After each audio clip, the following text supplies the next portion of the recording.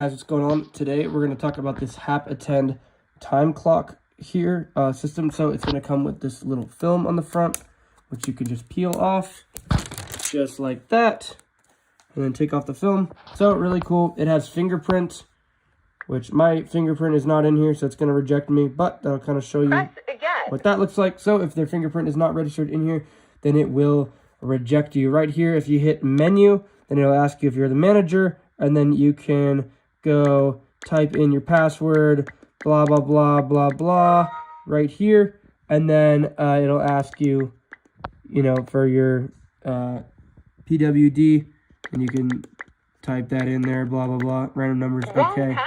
That's obviously not the correct thing because it's just for demonstration purposes, but really, really cool product. And then you can access the menu and add your employees and stuff like that in here, and then have them clock in and out. Also, on the back here, it has this little mounting plate, and it comes with this little wall mounting system, so you can actually mount this on the wall, which is really, really cool as well. Anyways, yeah, I'd highly recommend checking this out. You can get it right here on Amazon.